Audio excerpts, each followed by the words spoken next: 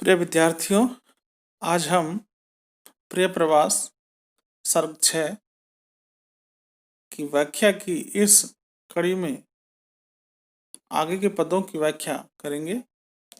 प्रिय प्रवास अयोध्या सिंह उपाध्याय हरिऔध जी के द्वारा रचित खड़ी बोली हिंदी का श्रेष्ठ महाकाव्य है।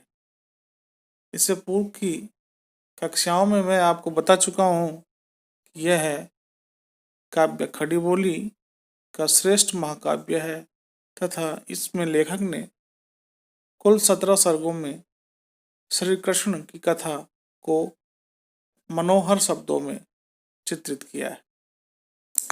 कथा ज्यादा नहीं है, कथा सिर्फ इतनी है कि श्री कृष्ण अक्रूर जी के साथ ब्रज से मथुरा चले जाते हैं तो उसके वियोग की जो दशा है उस दशा का चित्रण किया है और पुनः उसके लौट आने की दशा का वर्णन भी इसमें किया है।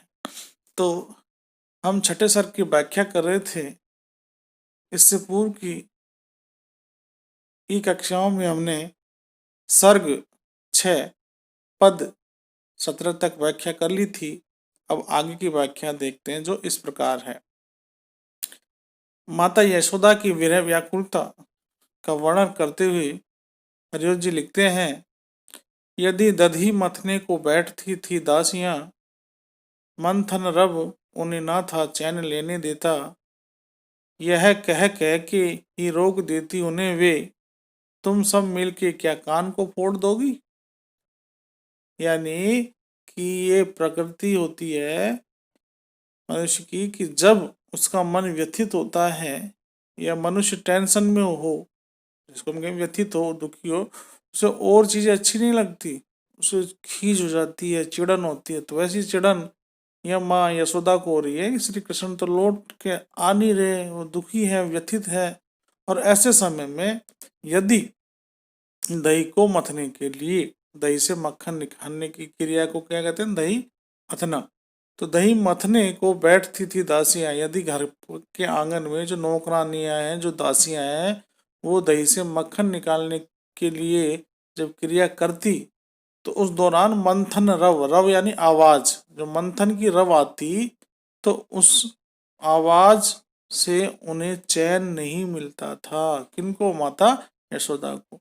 यह कहकर ही रोक देती, वो दासियों को डांट देती और रोक देती कि तुम सब क्या मेरा कान फोड़ दोगी इस आवाज से, इतनी जोर की आवाज कर रही हो, मेरा कान ही फोड़ दोगी क्या। यानी माता यशोदा को कहीं कहीं इस दही मथने की क्रिया से उन्हें श्री कृष्ण की याद आ जाती कि जब वो दही मथती थी तो छोटे बाल कृष्ण उनके पास आ जाते थे। किसके लिए? माखन खाने के लिए, क्योंकि श्री कृष्ण को माखन चोर भी तो कहा गया है। तो माखन को देखकर शायद उनके मस्तिष्क पर श्री कृष्ण की वो छाप माखन खाने वाली पड़ी होगी। इसके कारण उन्हें जो मंथन का रव है, मंथन की जो आवाज है, वो चैन लेनी नहीं देती है और वो क्या कान फोड़ दोगी ये कहकर अपनी दासियों को डांट देती है। दुखवश सब धंधे बंद से हो गए हैं, गृह जन माने काल को थे बिताते, हरि जननी व्यथा से मौन थी सारी काएं, सकल सदन में ही छा गई थी उदासी। सारे सदन में, पूरे मकान में, पूरे घरों में उदासी छाई हुई थी। क्यों? क्योंकि जो हरि की जननी थी माता यशोदा, हरि यानी श्री कृष्ण, जननी यानी माँ, माता यशोदा की व्यथा को देखकर जो सारिकाएं, सारिकाएं कहते हैं तोता की फीमेल यानी तोतियां, भी मौन हो चुकी थी। जो कलरव करती थी ना वो भी मौन थी। गृहजन माने काल को थे बिताते, सारे घर के जो सदस्यों की हालत ऐसी हो चुकी थी कि जैसे वो काल के काल में समाने वाले हो, यानी समय को ही काल के मारे हो, काल उनको मार रहा हो, काल उनको अपनी ओर खींचने का काम कर रहा था। जैसे काल के मारे हुए की तरह वो सारे जन अपना समय बिताते थे। दुख बस सब धंधे बंद हो गए थे। जब सारे इनके कार्य काज, काम धंधे बंद हो गए थे, क्योंकि ये दुख के वशीभूत थे।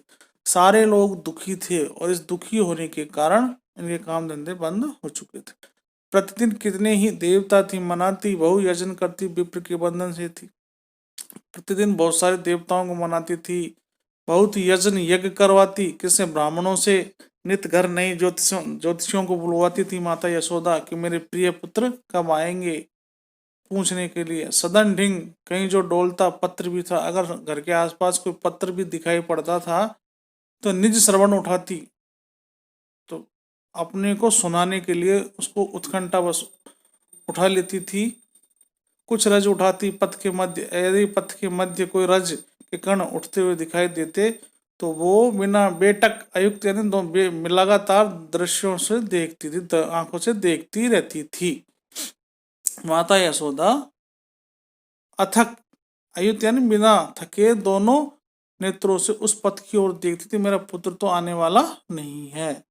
ग्रह दिशि यदि कोई शीघ्रता साथ आता, तल उभय करों से थामती थी वो कलेजा, जब वह दिखलाता दूसरी ओर जाता तब हृदय करों से ढांपती द्रवत होती। यानी उस रास्ते पर जो मथुरा से ब्रज की ओर आता है, यदि घर की दिशा की ओर कोई शीघ्रता के साथ आता हुआ दिखाई देता तो क्या करती माता, उभय यानी दोनों हाथों से कलेजे को थाम लेती थी कि शायद मेरा पुत्र हो।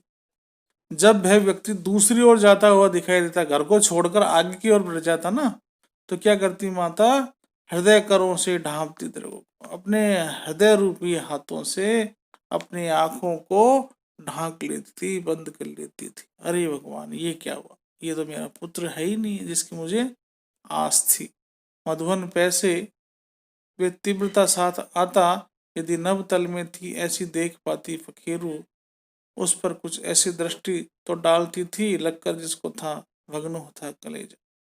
यानी नभ में जो पखेरु उड़ते थे, उन पखेरुओं पर माता यशोदा ऐसी दृष्टि डालती थी कि जिनको देखकर ऐसा होता था कि उनका कलेजा भग्न हो गया है, टूट गया है। पथ पर न लगी थी दृष्टि ही उत्सुका हो, न हृदय तल की ही लालसा वर्धिताती थी। प्रतिपल करता था लाडिलों की प्रतीक्षा, यक यक तन रोआ नंद की कामनी। प्रतिपल नंद की जो कामनी थी, नंद बाबा की जो पत्नी थी, वो प्रतिपल अपने लाडिलों की प्रतीक्षा करते हुए बिता रही थी। इससे उनका तन तन रोआ हो चुका था, यानी रोने की हालत थी। माता यशोदा हमेशा रोती रहती थी। पथ पर न लगी थी दृष्टि ही उत्सुका हो, उत्सुक होकर हमेशा पथ की ओर रहती थी इनकी दृष्टि, मगर वो लग नहीं पाती थी। न हृदय तल की लालसा बढ़ती थी, और हृदय में जो लालसा थी वो रोज बढ़ती हुई जा रही थी, मगर उसकी कोई पार नहीं पड़ रही थी। क्या करें, प्रतिपल करता लाडलों की प्रतीक्षा, प्रतिपल द्रग देखा चाहते श्याम को थे, क्षण क्षण श्रुति क्षण क्षण शुद्धि आती श्याम मली मूर्ति की थी, प्रति निमिष यही थी चाहती नंद रानी, निज वदन दिखावी मेघ सी कांति वाला। श्री कृष्ण के बहुत पर्यायवाची आए हैं। कांति वाला, मेघ सी कांति, मेघ यानी बादल, बादलों की चमक वाला। निज वदन, निज यानी मेरा, वदन यानी शरीर, और पुत्र यानी मेरा पुत्र श्री कृष्ण। निमिष हमेशा, प्रति निमिष, प्रत्येक पल, प्रत्येक क्षण यही चाहती थी माता यशोदा, माता नंद रानी, कि मेरा बेटा जो काले मेघ की कांति वाला है वो हमेशा मेरे सामने रहे। प्रतिपल, हमेशा प्रतिपल दृग यानी नेत्र चाहते थे श्याम को देखना, श्याम को, श्री कृष्ण को माता यशोदा के नेत्र प्रतिपल देखना चाहते थे। क्षण क्षण शुद्धि आती श्याममली मूर्ति, श्यामल यानी श्याम वर्ण वाली उस मूर्ति की क्षण क्षण प्रति क्षण शुद्धि आती रहती थी, याद आती रहती थी। यानी माता यशोदा श्री कृष्ण के वियोग में बहुत व्यथित है। रास्ते की ओर आंखें दिखाई पड़ती है, कांति वाला श्री कृष्ण होना चाहती